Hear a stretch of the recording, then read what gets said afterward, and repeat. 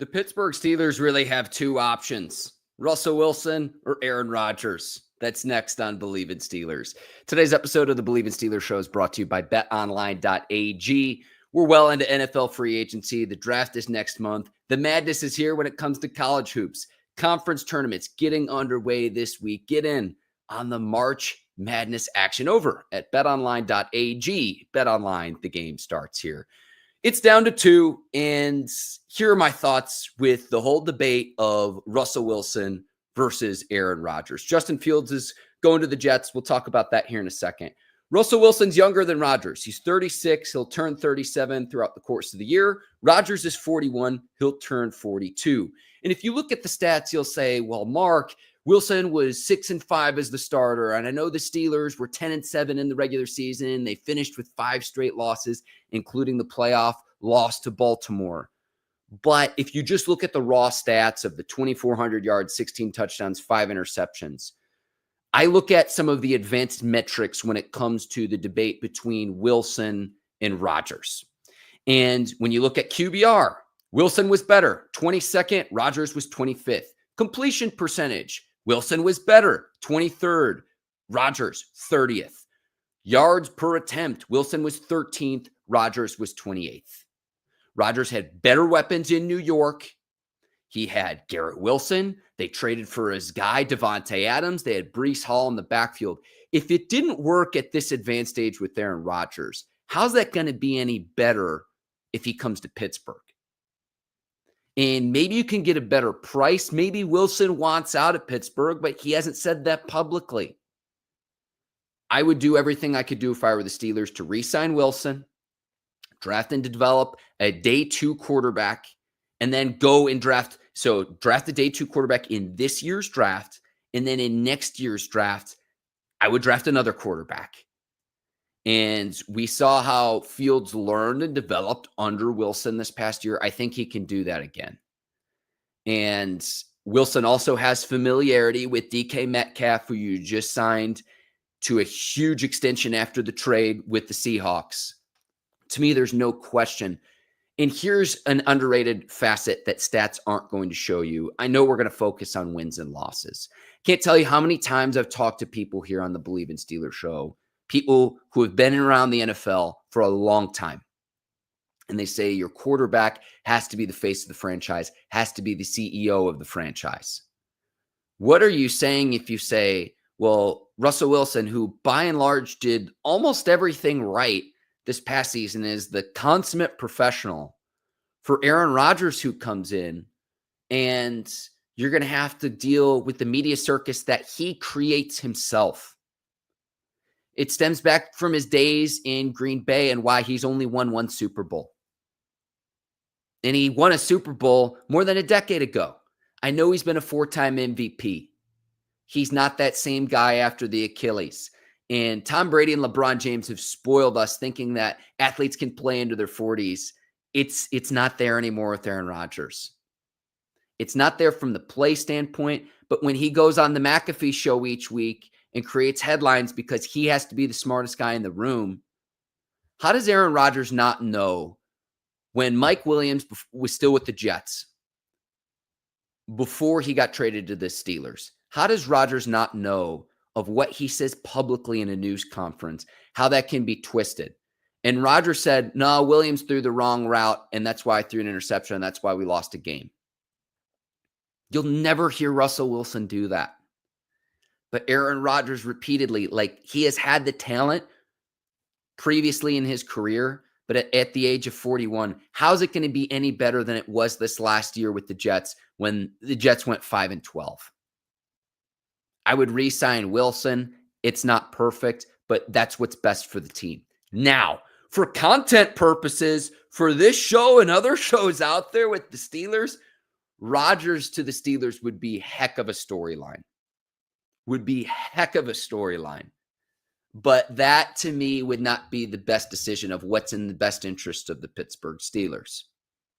And here's the thing, too, is whichever guy the Steelers end up deciding to go with, I don't think there's a world where you say, option C and go Daniel Jones. I don't think that exists. Or option D, Jameis Winston.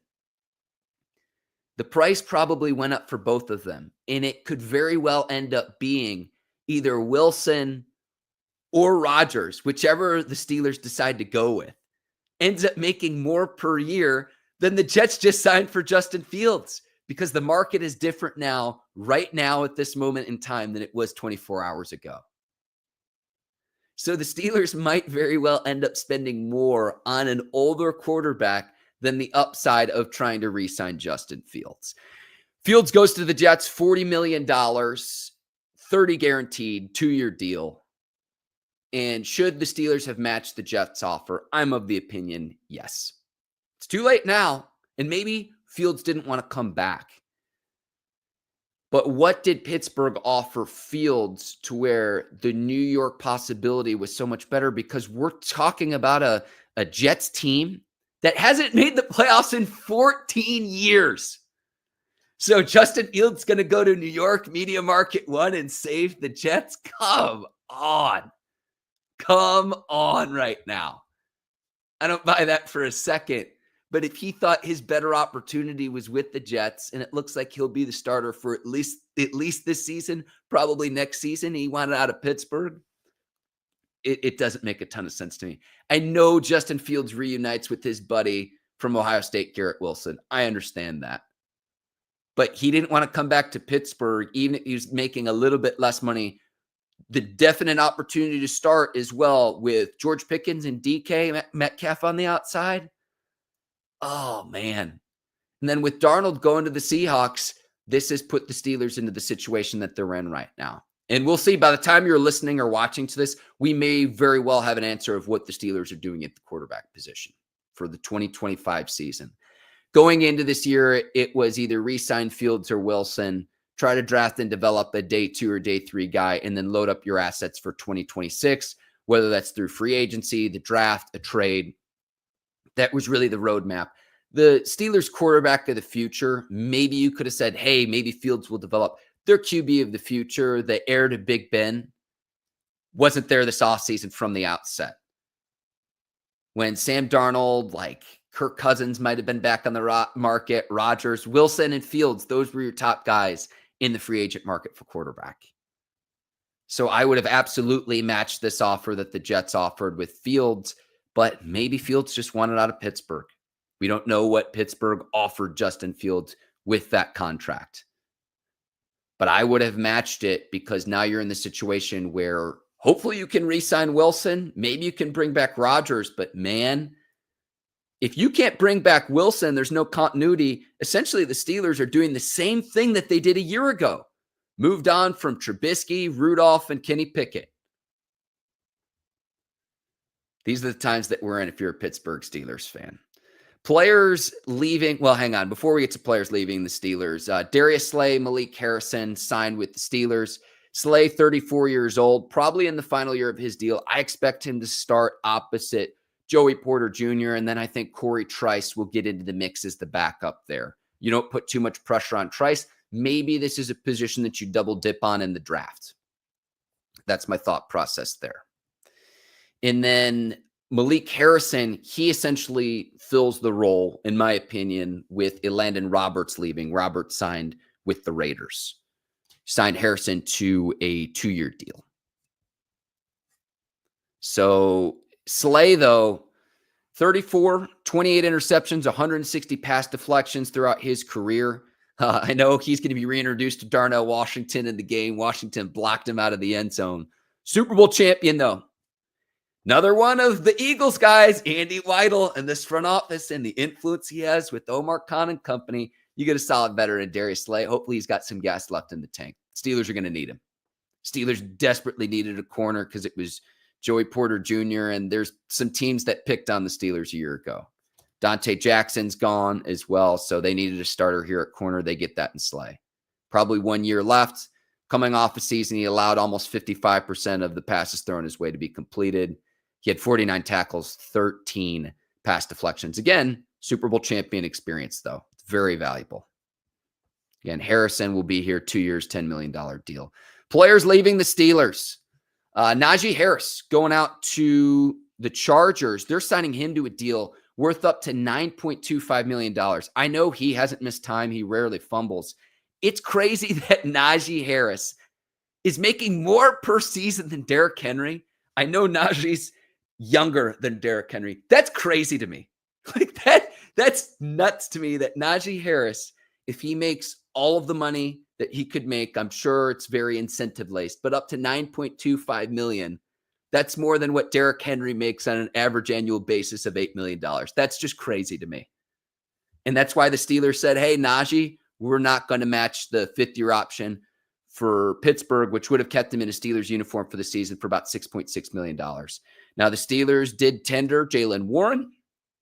So Jaylen Warren will be back, assuming another team doesn't give him a higher contract offer. It's a second-round tender, meaning another team would need to offer up a second-round pick if they wanted to pay Warren more money or to match the Steelers' offer.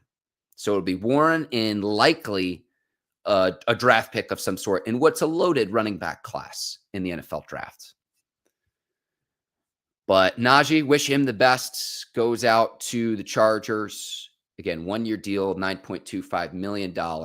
James Daniels going to the Dolphins, the right guard coming off an Achilles, 3 years, $24 million. So it looks like Mason McCormick will be the starter for the Pittsburgh Steelers at right guard. Then Dan Moore Jr., the left tackle, 4 years, $82 million, 50 guaranteed. He's a 4-year starter for the Steelers.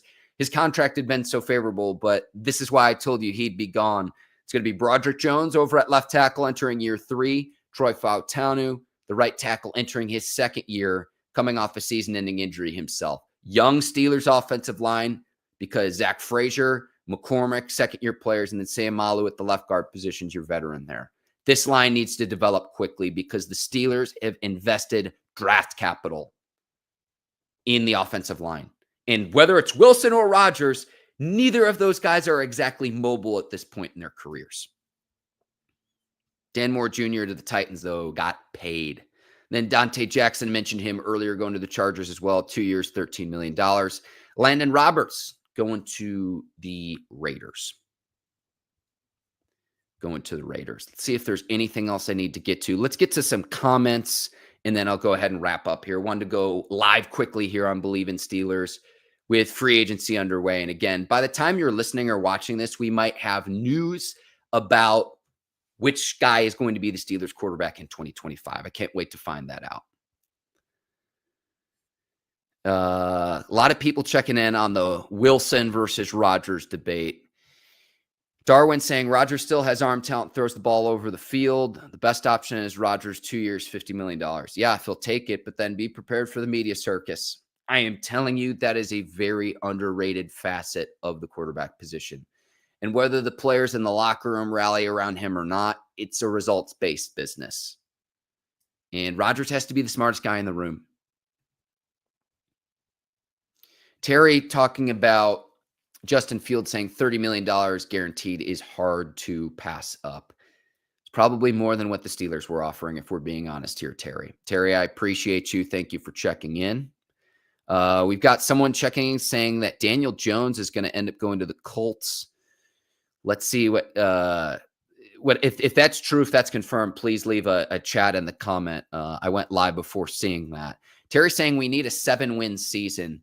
Terry, you're talking about potentially bottoming out to try to get a higher draft pick. And I know a lot of teams are going to be lined up for Arch Manning in the 2026 draft. And look, I could see the Steelers drafting a quarterback next year in the first round for the fact that, hey, guess what? Pittsburgh's hosting the draft in 2026. Let's go get our quarterback of the future while we're hosting the draft. That backdrop would be absolutely special. Would absolutely be special. Robert checking in saying, I'm very disappointed in the Steelers. I feel like they put all their eggs on Fields and look at us now. Here's the thing. Let's let this play out. If the Steelers bring back Wilson, is it really that big of a difference between Wilson or Fields? And here's the thing. The people advocating on behalf of Aaron Rodgers joining the Pittsburgh Steelers, is he definitively better than Russell Wilson? I can't say that. And again, for the media circus that he will inevitably create, he will. Yeah, people are saying Daniel Jones to the Colts on a 1-year, $14 million deal. Thank you to the people watching this live. So Daniel Jones is off the board. Who else is out there? Jameis Winston. Short of a trade, who are the free agency market's pretty bare. For the Steelers, it's either Wilson or Rodgers. You got to get one of the two. I would go Wilson. But again, for content purposes, for the show, for the discussion, man, Rodgers to the Steelers would be a heck of a storyline. I know there's mutual respect between Rodgers and Mike Tomlin when they've played in previous years. Terry is saying that sit Tomlin down and let Arthur Smith choose his quarterback for his system. Here's the thing, though. Didn't they want a mobile quarterback? Didn't they say they wanted a mobile quarterback? Russell Wilson and Rodgers aren't exactly mobile at this stage in their careers. Someone bringing this up too. Rodgers' statue will take 100 sacks if he plays a full season. And remember, that's behind a young offensive line, and that's behind, okay, you've got Jaylen Warren, who's a good running back. You absolutely need to make sure you pair Jaylen Warren with someone who's viable from the NFL draft. People are going crazy in the comments of Rodgers and if he is a viable solution for the Pittsburgh Steelers in the 2025 season. We will find out soon enough. And when we find out news of who the Steelers quarterback will be, I'll be back live on Bleav in Steelers. I wanted to pop on live of what was a crazy opening day to the free agency period. And there's more ahead. I certainly expect by the end of this week, we'll find out who's the quarterback of the Pittsburgh Steelers in the 2025 season. Because right now it's Skylar Thompson. There's no one else on the roster. So they need to make sure they get somebody. I can't wait to see what Omar Khan and company do in the front office. If you enjoyed listening to this show, 5 stars only. Hit the subscribe button on the Mark Bergin YouTube page, on the Bleav Network YouTube page. Again, I'll be back once we find out who the Steelers quarterback will be. Hope all of you have great rest of your days as we get into day 2 of free agency. And remember, Wednesday at 4 o'clock Eastern is when these deals can become official in the free agency period. But man, what a crazy day it was to open things up. Again, my name is Mark Bergin. Hope all of you have great rest of your days. I'll see you next time. Until then, take care and so long, everybody.